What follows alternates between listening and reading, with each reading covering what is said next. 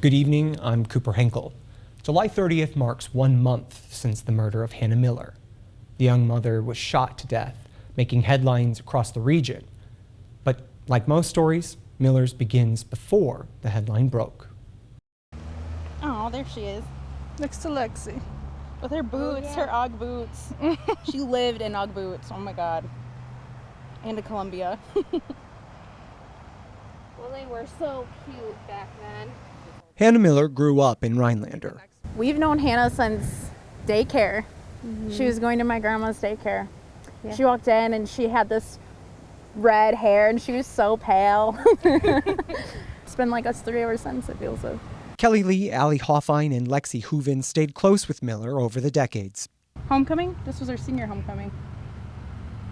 Again with the Columbia. Yeah. Shortly after moving to Minneapolis in 2016, Miller met and began a relationship with Christopher Terrell Anderson, also known as Bravo. Friends say the relationship turned abusive after the couple were engaged, prompting a separation and Miller's return to the Northwoods in early 2020. This was supposed to be a fresh start for her, this apartment, moving back from Minneapolis. She wanted to be closer to her family and her friends and for all of us to get to know Nova. But friends say her new start took a turn for the worse. He came for a visit to visit Nova because she still wanted Nova and him to have a relationship. And he never left. And this apartment kind of turned into a hellhole for her. In the week leading up to Miller's murder, she told friends she was finally feeling free from Anderson's influence on her life after a year of readying to make her second break. At one point, I turned to her and I said, "Aren't you worried about Chris? We haven't heard from him. Aren't you scared? Don't you wonder where he is or what he's up to?" And she said, "No, this is the most free I felt from him in years." So to think she felt that way, and then he comes through like 72 hours later and just takes her life. Hoffine was helping Miller move out of her apartment leading up to June 30th, 2021. The only thing we had to finish is getting the bigger stuff out, which her family came over and helped her with on Tuesday. So Wednesday morning we were texting and she just had to grab the cable boxes and wipe off a few things. When Seth Wakefield allegedly spotted Miller And had gone and told Chris that she was at the apartment by herself. At that point, Chris had somebody else drive him to this location to drop him off. Friends can only imagine what exactly happened between Wakefield's call and the discovery of Miller's body alongside Riverbend Road in the town of Pelican. After Chris got her at the apartment, he drove down here, maybe trying to take some back roads to her parents' house to where he assumed Nova and her parents were. There were witnesses that saw them arguing on the side of this road, and the car was in the middle of the road with both doors open.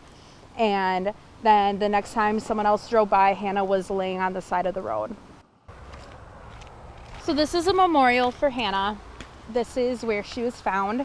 I was working at the salon I work up in Eagle River, and my fiance had called me and said that there's a picture of Chris out on the news and that nobody had heard from Hannah. So at that point, her family was like, "We'll call you right back." And then they called me back and they let me know it was Hannah. And I remember screaming, "Why would he do that?" And I didn't even know it was me doing that. I didn't even know it was me screaming. I work in healthcare, so I don't have my phone with me when I work. So I knew when I got a call from him it was bad. And I just went in the break room and cried and cried and cried. A devastation made worse as weeks went by without answers. Wakefield's arrest on July 2nd brought more confusion and pain to friends than the answers they had hoped for. I've never heard of Seth. I didn't know Seth. I've lived here my whole life. Had no idea who he was. Wakefield allegedly helped Anderson stalk Miller with the intention of killing Miller, her parents, and kidnapping Nova, Miller and Anderson's daughter. And no amount of money makes it okay for you to decide that you can take a life. It's just so unfair. Anderson's whereabouts remain unknown. Authorities found the PT Cruiser and Mitsubishi Outlander Anderson is believed to have taken after killing Miller on July 5th in St. Paul, Minnesota. I want him to answer to Nova, and I think that's the real punishment, is you will have to look at that daughter you were willing to kill for and tell her, "I was selfish, I was stupid. I had no regard for your mother's life, and I had no regard for yours." And that's the punishment he deserves. while they search for a way to heal and keep Hannah's memory alive in the meantime. I don't want this to get washed under, and then in a year people say, oh yeah, a year ago today that Hannah Miller girl passed. I don't want that. I want her name to continually be out there. Stories like Miller's aren't unique. Thousands of others are in similar situations right now. Newswatch 12's Georgina Fernandez takes a step back to put Miller's story in context, alongside dozens of others here in Wisconsin. Georgina? Cooper, here in my hands, I hold the stories of the 72 lives that were lost in 2019 due to domestic violence. Now, of these victims, 16 were in the process of leaving their partner or had already ended that relationship. And experts say the time after a victim leaves is some of the most dangerous moments of their life. When someone comes to us, it's one of the worst moments of their life. Jane Graham Jennings has directed the Women Community Inc. in Wausau for the past 25 years. Each year, her staff responds to 1,500 phone calls, assisting 600 to 800 people annually, many seeking support during one of the most dangerous chapters in their lives. Majority of victims that are murdered after they have left the relationship. According to Graham Jennings, abusers and domestic violence relationships feed on the power and control dynamic of a relationship. And once that dynamic is broken, when a victim says, I'm going to leave, that becomes a sign to the abuser, you have no more power over me, and that's a really dangerous time. leaving is not as simple as it seems. How do you leave somebody who's put a gun in your face before? Because in that moment, all you're thinking about is survival. A reality that Hannah Miller's friends said she experienced. He controlled all aspects of Hannah, what she ate, who she talked to. He would go through her phone. Not all abuse leaves behind physical evidence. They say, sometimes I wish once they would have just hit me so I could show someone what was happening, because it was so hard to believe. Graham Jennings says often tactics include having control over the victim's work life, finances, and threats. They craft almost a world where it's just the two of them. Right, absolutely. And that's how they isolate. Unlike many others, Hannah's abuse didn't end after the two separating. Her biggest fear was always, if I call the police, he gets arrested this time, he gets out and he comes back, and what is he going to do to me when he comes back? The abuser's need to control still there post-breakup. And oftentimes perpetrators are thinking, if I can't have you, no one can. Sparking the shift from abuse to deadly violence. I think he knew that she felt relaxed. I mean, if he had been watching her, he could see that she was going out with us, going out with friends, that she felt secure for the first time. And he knew that she was relaxed, and he knew she was vulnerable. Graham Jennings says those seeking to leave an abusive relationship should reach out to an advocate to help discuss and create a safety plan to help secure their leaving. One tactic abusers use is isolation, convincing someone they're completely alone and without options. Newswatch 12's Morgan Johnson spoke to an expert about how abuse affects more than just the victim and how their family and friends can help. Morgan? Cooper, the impact of domestic violence events can be lifelong. That violence doesn't just affect the victim, it changes the lives of their loved ones and an entire community. When a traumatic event like Miller's happens, it doesn't get washed away the next day. Personally, I don't feel any different than the day we found out. It's still shocking. It doesn't feel real. The impact is lasting. It's more than hurting Hannah. You've hurt a community. You've hurt her family. You've hurt her daughter. Friends say Miller's relationship with Anderson was abusive, physically and mentally. Miller tried to cut ties with him. And Hannah tried many steps to get away from him. She tried to take a restraining order out on him.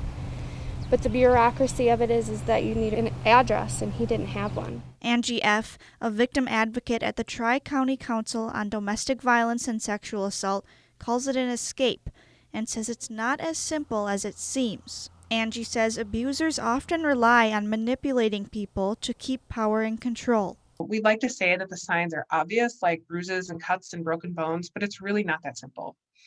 Domestic abuse goes beyond physical violence. Helping a loved one escape the abusive spiral can be complicated, but Angie says the best thing to do is be supportive. Just give them as much love and support as you can, no matter what they decide to do. Miller surely wasn't lacking love and support, but even supportive situations can still end in tragedy. Miller's friends want her story to stay alive and hopefully get answers and justice. Everyone just needs to come together and do the right thing. Keep sharing this story. Don't let it die out. Christopher Terrell Anderson is wanted for the murder of Hannah Miller on June 30th, 2021. Anderson may be in northern Wisconsin, the Twin Cities, or the Chicago area. If you have any information about Anderson or his whereabouts over the last month, please contact the Oneida County Sheriff's Department at the number on your screen.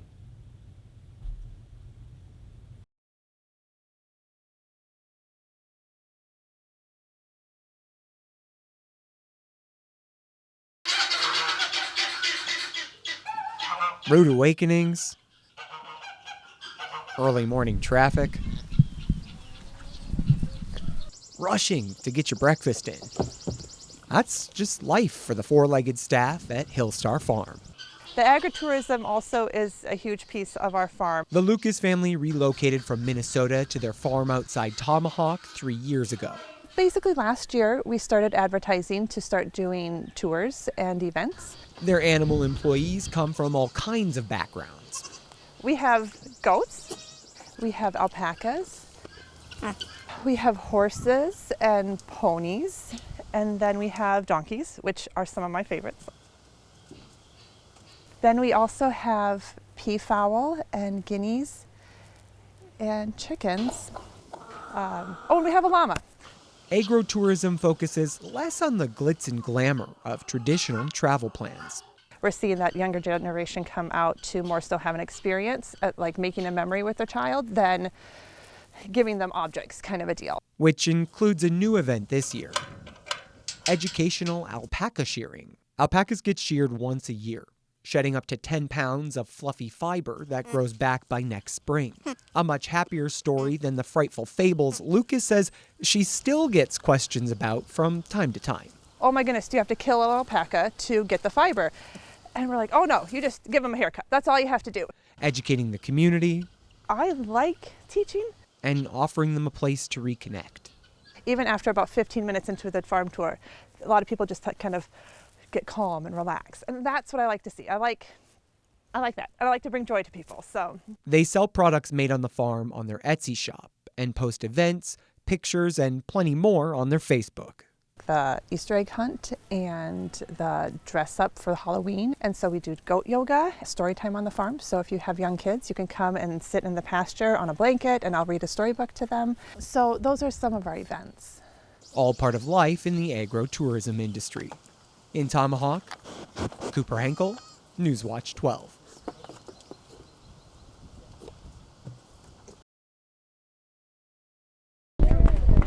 For the third year in a row, the rainbow flag flies above the Wisconsin Capitol. This is truly a reflection of a commitment from every level and across state agencies to support and protect the LGBTQ community in the state of Wisconsin. Wisconsin's history on LGBTQ issues is mixed. The first housing protections for gay, lesbian, and bisexual Americans anywhere came into law here in 1982. Electing the first openly gay or lesbian U.S. senator came 30 years later, in 2012. I often say that I did not run for the United States Senate to make history. I ran to make a difference. But more recently in the dairy state, for the past 1 year, we have seen a lot of bill against LGBTQ community, especially for the trans community. Wisconsin is listed by the ACLU as having discriminatory bills in its 2021 legislature for barring trans students from playing sports. This is why we are having this club at Nicolay College, just to provide this support system for them, to tell them that they belong here and they deserve, the respect. Pride celebrations commemorate the Stonewall riots of 1969, led by a black trans woman named Marsha P. Johnson. Darling, I want my gay rights now! Mother of the modern gay rights movement. The Northwoods Pride's virtual celebration, and that could be found on the Northwoods LGBTQ community Facebook page. And a big first for Rhinelander. One of the biggest and the most joyful event will be the drag show at the Night Gallery, and that will be on June 24th at 7 p.m. Pride celebrates being loud when you're supposed to be quiet. It's gonna be amazing stage, fabulous music, and amazing drag show performance. Remembering the ones who fought before. AIDS activists passed out more condoms and pamphlets at a Milwaukee high school this morning, but this time they were met by the principal instead of police. And the challenges still waiting ahead. And we also want to celebrate it and also share the beautiful stories of individuals just living the beautiful life. Proud in the Northwoods, Cooper Henckel, Newswatch 12.